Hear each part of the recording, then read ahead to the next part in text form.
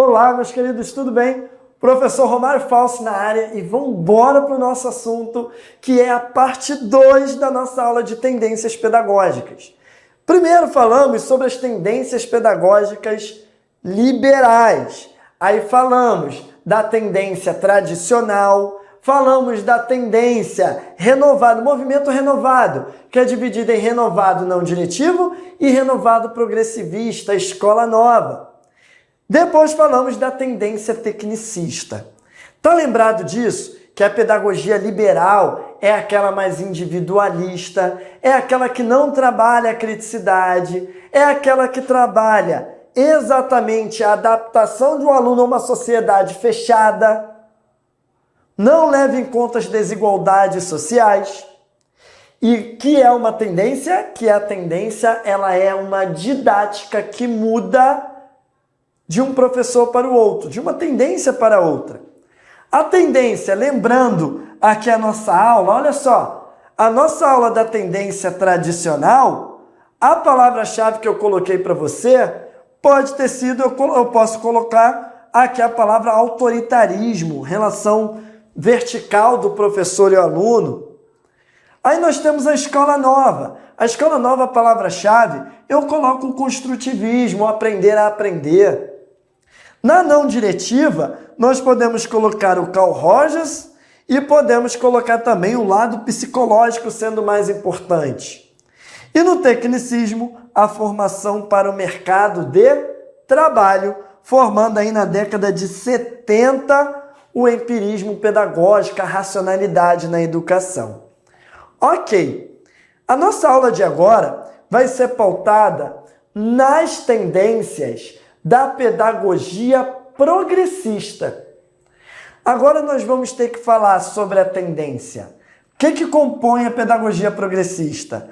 A tendência libertadora, a tendência libertária e a crítico-social dos conteúdos. Uma é muito diferente da outra. Antes de mais nada, antes de falar das diferenças, eu preciso que você compreenda que, por mais que elas sejam diferentes, elas possuem a mesma pedagogia. Todas são da pedagogia progressista. Então, enquanto a liberal é mais individualista, vamos falar agora da pedagogia progressista. Ela vem trabalhar a realidade do aluno com grande foco. Ela vai trabalhar um lado coletivo do que o lado individual. Ela vai buscar uma justiça social, onde os valores da sociedade, principalmente das classes sociais mais baixas, serão reconhecidos como importantes e que devem estar presentes na escola. Essa escola, ela vai ter que ser um reflexo da sociedade e que ela não pode só reproduzir esses ideais de capitalismo, que ela pode ser para a liberdade, que ela pode ser para a igualdade, que ela pode ser para a democracia, que pode ser uma educação de qualidade. E que para isso, princípios como inclusão, a diversidade, não significa ser contrário à classe mais alta, mas ter a diversidade. Porque essa cultura aqui é valorizada e essa cultura não? Por que essa daqui tem acesso a um determinado tipo de cultura e essa daqui não? Posso resumir tudo para você? A pedagogia progressista, ela jamais será uma educação neutra.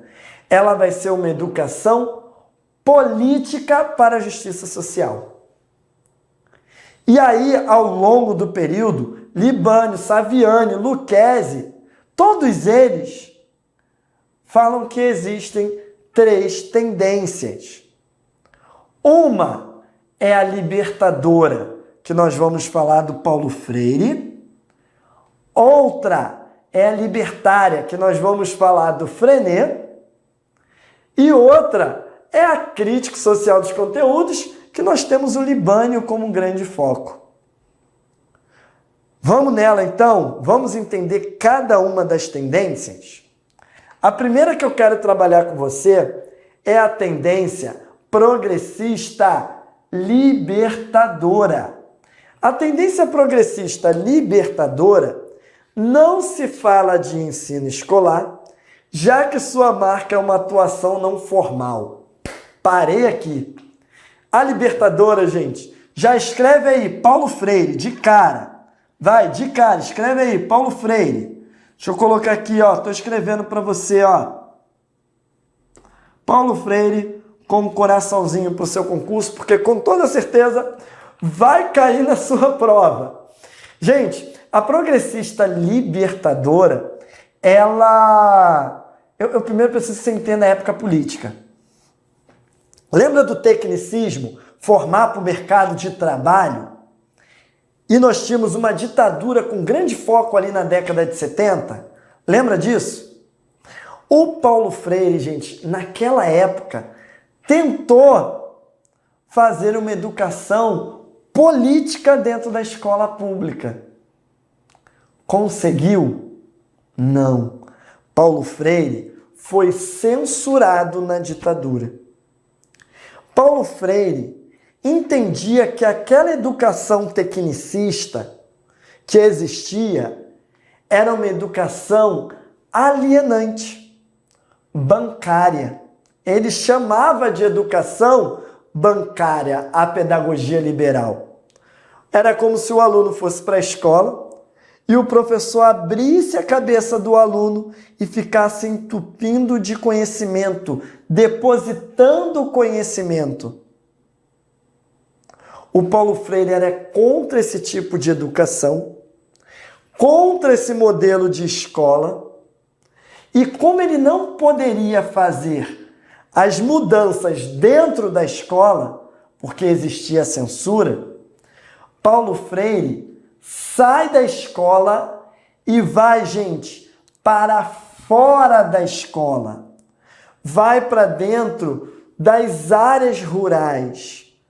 Vai para dentro dos grupos, monta seus grupos de estudo.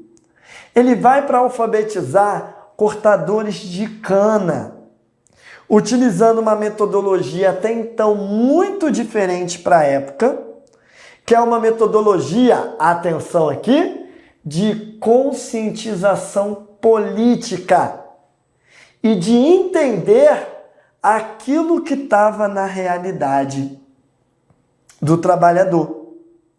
Então, quando coloca de cara aqui que na pedagogia libertadora não se fala de ensino escolar, já que sua marca é uma atuação não formal, significa que ela é fora da escola. Educação formal só existe num lugar, na escola. Fora da escola é tudo não formal. Assim, quando se fala em educação geral, diz que ela é uma atividade onde professores e alunos, olha aqui para Paulo Freire o que é educação, professor e aluno mediatizado pelo que, gente? Pela realidade. O objeto de estudo do professor e do aluno é a realidade do aluno. É de lá que vão vir os conteúdos que aprendem e da qual, olha aqui, ó, o conteúdo vem da realidade do aluno. Atingem o nível, o objetivo. Esse conteúdo que vem da realidade do aluno é trazer uma maior consciência de mundo para ele, para atuar no sentido de transformação social. Por isso, gente, que os nomes dos livros do Paulo Freire são nomes como Pedagogia da Esperança, Pedagogia da Autonomia, Pedagogia do Oprimido. Então ele ia na realidade do aluno. Ambos, professor e aluno, iriam pesquisar sobre as palavras que faziam parte do tema do aluno. Por exemplo, na educação no campo, mato, grama, água, faca, enxada. Palavras como essa viriam e eram pesquisadas, e a partir daí Paulo Freire ia dando uma conscientização de mundo. Para que serve a faca para você? Para que serve a água para você? É importante? E depois nós tínhamos a etapa política, que era censurada pela ditadura, que era a etapa, a relação de água potável entre você e o dono da fazenda é igual? Não. Mas se a Constituição diz que deve ser igual o saneamento básico, por exemplo, oferecido, por que não é oferecido para você? E como você pode transformar a realidade sua e do local onde você vive? Essa é a etapa política do Paulo Freire. Então, gente, os conteúdos sempre vão vir da realidade do aluno.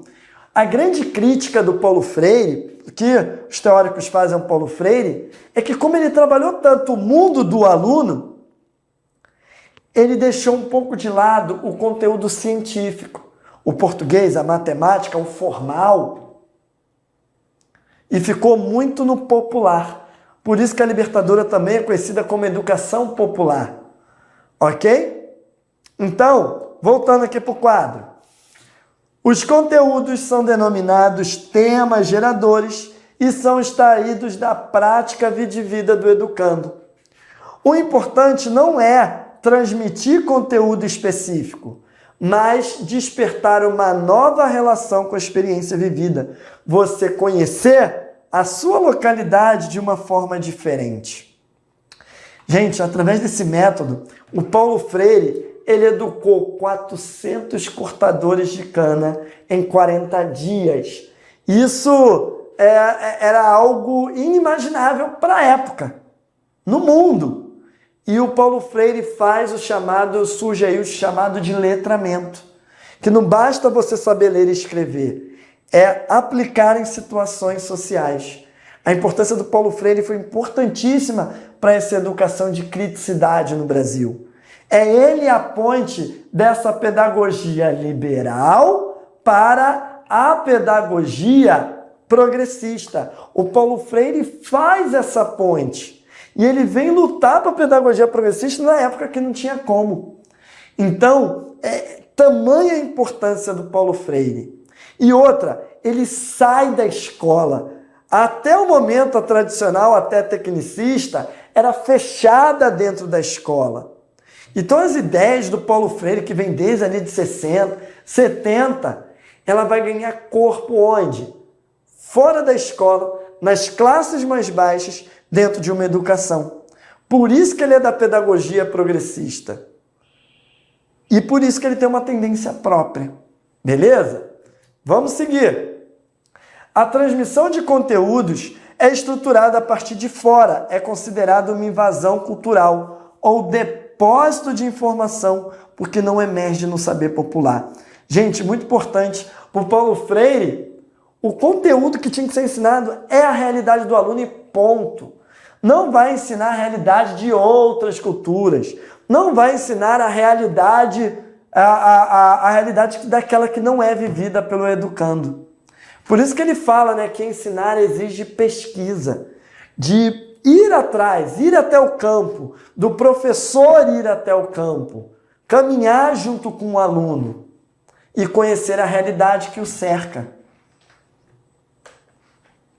De acordo com Lucchesi, em nenhum momento o inspirador e mentor da pedagogia libertadora, Paulo Freire, deixa de mencionar o caráter essencialmente político da pedagogia. O que, segundo suas próprias palavras, impedem que ela seja posta em prática de forma sistemática. Ou seja, se ela é essencialmente política, como ela vai ser aplicada dentro de sala de aula? Por mais que hoje tenhamos o ensino político, ser somente político é impossível. Nós vamos ver na atual, que é a crítica social dos conteúdos, que utiliza o político, mas também as matérias, o científico, ok? Não na Libertadora, que era só o conteúdo político. Daí, porque sua atuação se dá no nível extraescolar, fora da escola. Aprender é um ato de conhecimento da realidade concreta, isso é, da situação real vivida pelo educando. E só tem sentido se resulta numa aproximação crítica da realidade, que é complexa e contraditória.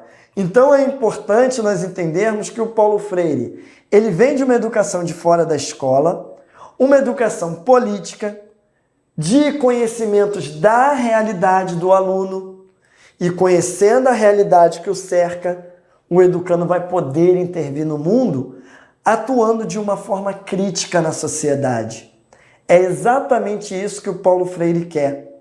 Você lembra de pensamento liberal? Aqui, gente, o nome vai ser de pensamento libertador. É a liberdade posta na prática. Por isso, pedagogia do oprimido, lutar e ter a consciência que é oprimido. E quem é o opressor? Sair daquela forma de ser um cidadão ingênuo. Pedagogia da autonomia. Quem tem autonomia de si terá autonomia no mundo. Ok? Pedagogia de esperança, porque a educação é a única forma de você mudar o mundo. Você muda pessoas, pessoas mudam o mundo.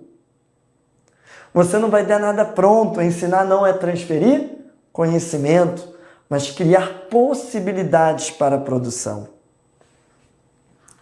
Gente, a partir daí, nós vamos para uma outra tendência, que acaba confundindo bastante com Paulo Freire, porque surge no mesmo período. Assim como lá na liberal, a escola nova e a não diretiva surgem juntas, na pedagogia progressista, a libertadora do Paulo Freire e a libertária do Freinet também surgem na mesma época. E é a época, gente, da década de 70 e 80, com grande foco na mudança do ensino da ditadura. Gente, vamos lá. A libertária também é fora da escola. Ela também quer trabalhar a realidade do aluno. Mas ela tem uma didática diferente.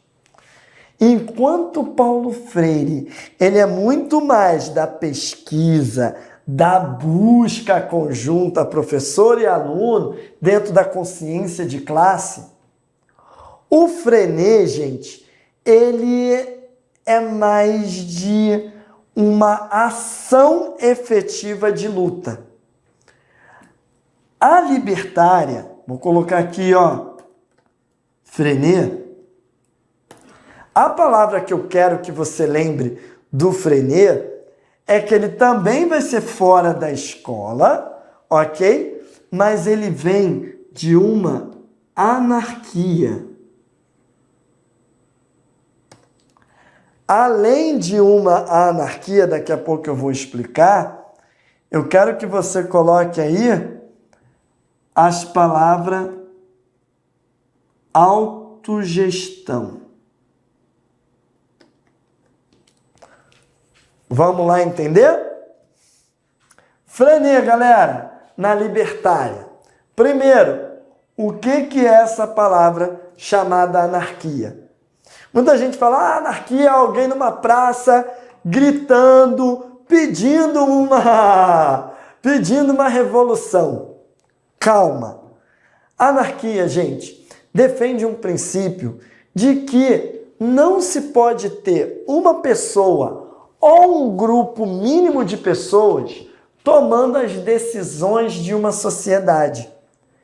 A anarquia propõe que as decisões sejam tomadas pela própria sociedade através de referendos, onde ela possa votar e explicar aquilo que ela quer.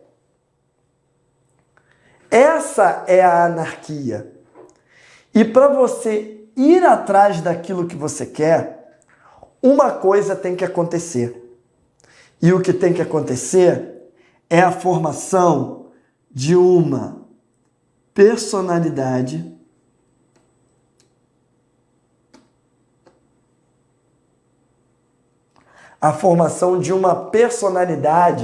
forte, de uma personalidade que venha lutar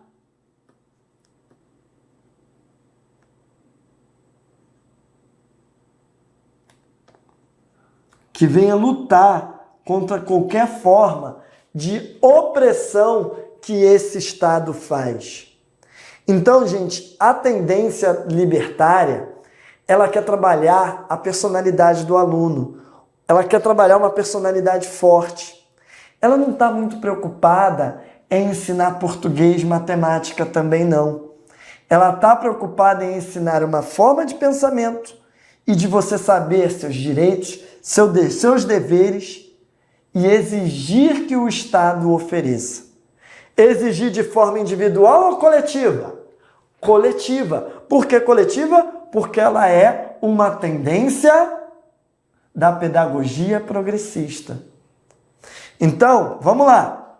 A pedagogia progressista libertária parte do pressuposto de que somente o vivido pelo educando é incorporado e utilizado em situações novas. Por isso, o saber sistematizado, português, matemática, geografia, da escola, só terá relevância se nós aplicarmos na prática. Isso é tão importante, por quê? Você lembra dos passeios escolares, das aulas passeio? Surge, gente, dentro da libertária. Por que a aula passeio? É onde o aluno vai vivenciar na prática aquilo que ele viu na escola. Essa é a importância de uma aula passeio. Então, o Freinet, dentro da pedagogia libertária, ele vem trabalhar a prática de ensino mesmo, ok? Essa prática de ensino vai ser pautada diretamente nas produções do aluno, naquilo que ele faz, ele observa na prática. Segundo Libânio, a ênfase numa aprendizagem informal, fora da escola, via grupo, sempre coletividade. E olha isso daqui, gente. A libertária, ela vem para negar qualquer forma de autoritarismo que ocorram para favorecer o desenvolvimento de pessoas mais livres. Exemplo, no estudo da língua, procura valorizar um texto produzido pelo aluno e negociar o sentido da leitura. Por que esse texto é importante? Ou, o que você quis dizer com esse texto? Não é só reproduzir um texto. Essa tendência, autogestão, personalidade forte, educação popular, luta contra o Estado. A palavra-chave dessa tendência é luta contra a opressão do Estado. Romário, então nós temos libertador e libertária, diferencia. Pedagogia do oprimido, Paulo Freire, libertadora. Anarquia, libertária. Educação política, Paulo Freire. Educação para personalidade forte, libertária. Luta pela justiça social através do conhecimento, Paulo Freire.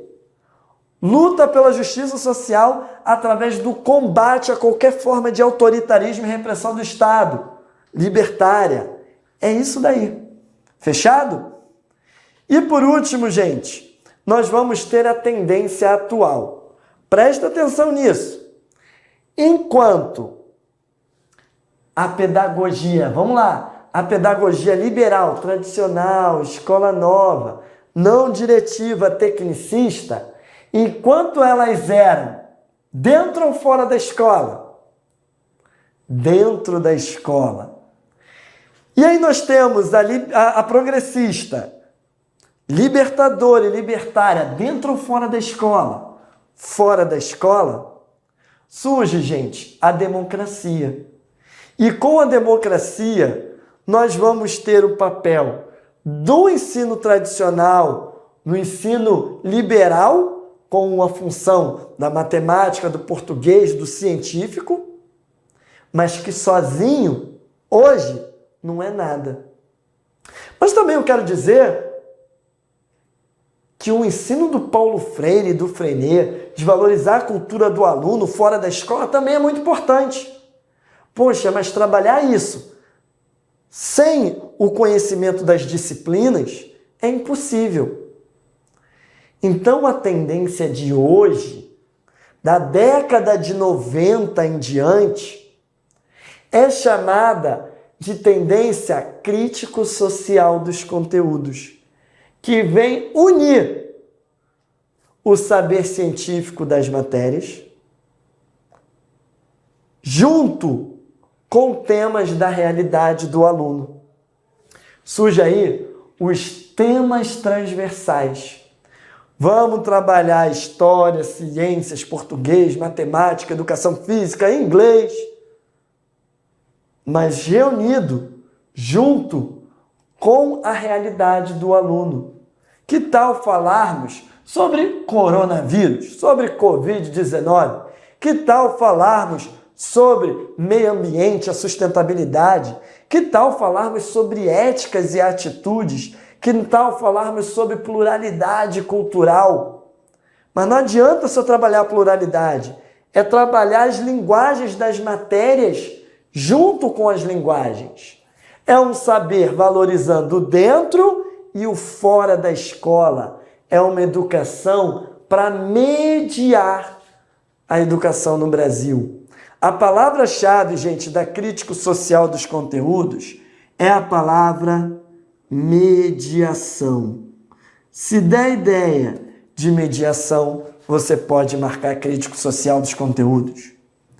Essa pedagogia surge no final dos anos 70, início de 80 e se opõe à reação de alguns educadores que não aceitam a pouca relevância que a libertadora dá ao chamado aprendizado ao saber elaborado, historicamente acumulado, que constitui acervo cultural da humanidade.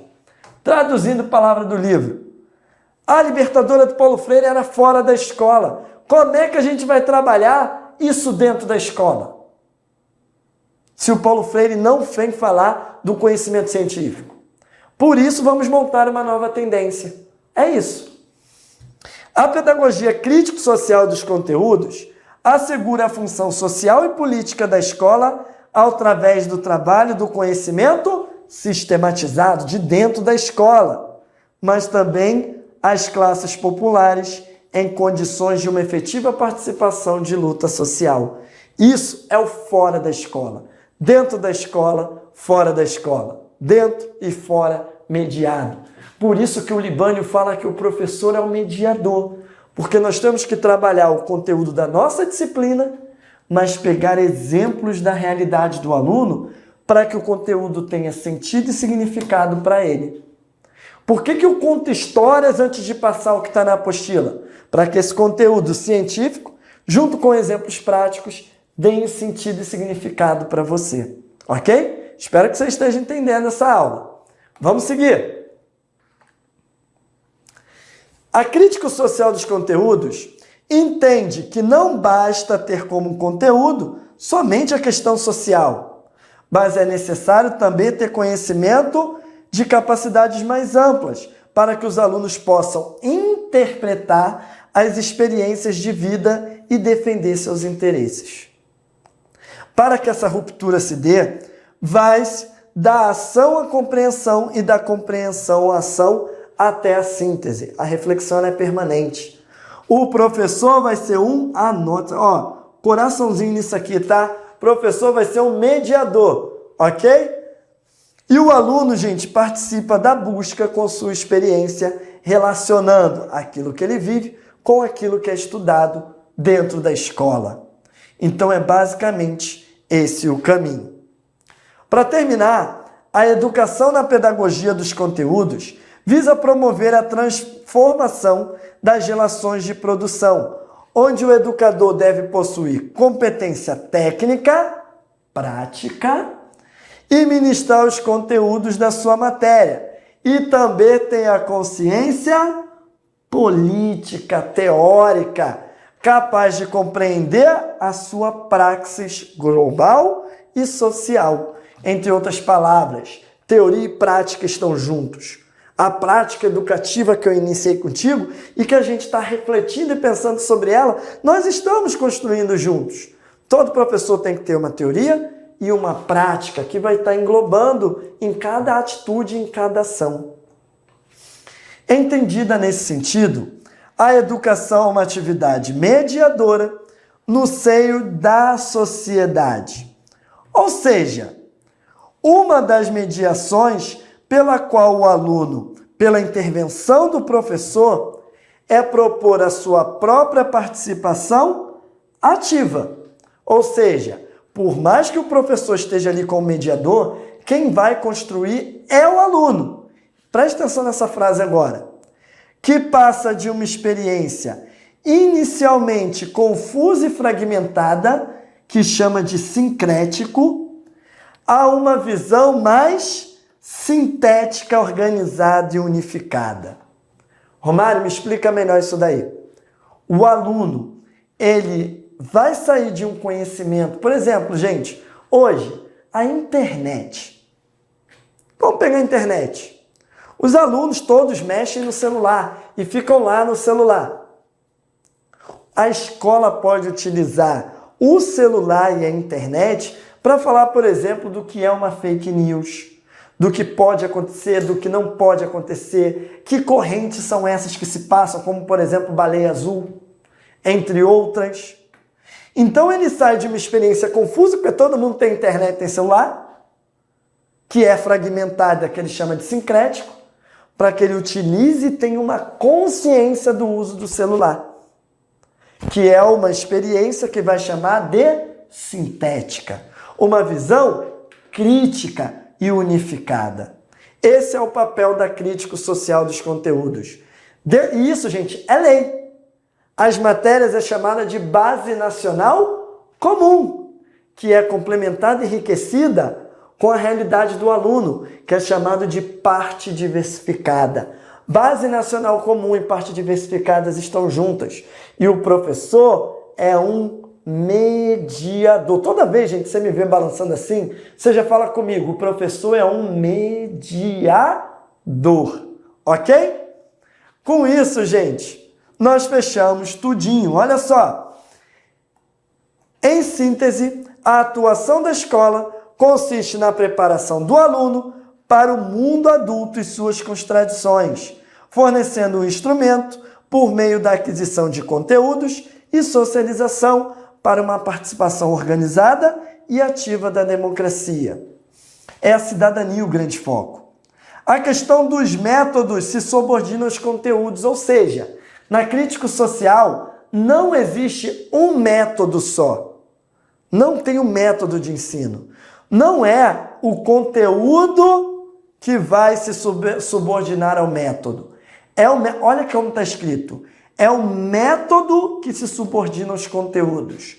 Subordina é a mesma coisa que depende. Lê comigo de novo.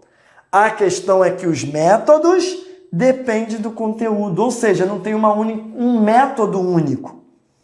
Se o objetivo é privilegiar a questão do saber, de um saber vinculado à realidade social, é preciso que os métodos favoreçam o conteúdo, com o qual o interesse dos educandos, e que estes possam reconhecer esse conteúdo, o auxílio do seu esforço e compreender a realidade. Já caiu em prova perguntando na crítica social o que é mais importante, o método ou o conteúdo? A resposta é o conteúdo, onde o método vai se ajustar a ele. Lembra que nós temos hoje, na LDB, a questão do princípio de ensino na pluralidade de ideias e concepções pedagógicas? Então é isso. Galera, para encerrar nossa aula, palavras-chave para você. Libertadora, parte da década de 70 e 80 para acabar com o autoritarismo. A libertária também, ok? Acabar com o ensino da ditadura, o tecnicismo. Libertadora, eu quero Paulo Freire. Libertária, eu quero Frenet. As duas são uma educação não formal. Paulo Freire fala muito do diálogo. O Frenet fala muito da anarquia. O Paulo Freire fala muito da realidade do aluno em pesquisa e os grupos de discussões. A libertária quer trabalhar a personalidade forte do aluno, uma autogestão. Os conteúdos ficam à disposição do aluno. Gente, a educação à distância, ela surge na libertária. Uma outra coisa, gente, a luta contra o Estado. Ok? E nós vamos ter aqui o Paulo Freire. Crítico social dos conteúdos. As duas. Fora da escola. Fora da escola. Então nós temos a pedagogia liberal. Liberal. Dentro da escola. Nós vamos ter a libertadora e libertária fora da escola. A crítico social dos conteúdos. A palavra-chave não tem como dizer outra senão a mediação entre o dentro e fora da escola. Que a educação política é política e pedagógica. Criticidade, democracia, cidadania. Vem mediar o que é da escola, as disciplinas, base nacional comum e também educação popular, que é um tema transversal. Busca uma práticas educativas. Os métodos estão atrelados ao conteúdo, que é mais importante, e a transmissão é crítica. E o professor é um mediador entre a verdade científica e o aluno. Encerrando a nossa aula, o que tu precisa saber? Diferencie o que é pedagogia liberal e progressista. Saiba quem são as tendências liberais e progressistas e diferencie uma tendência das outras. O que eu coloquei de palavra-chave aqui é o que eu vejo que cai no concurso público, além da definição dos autores que eu coloquei. Tá completinho para você. Não vai cair nada diferente desses 3 tópicos que eu te falei. Então eu encerro aqui a aula de tendências pedagógicas. Um grande abraço e tudo de bom.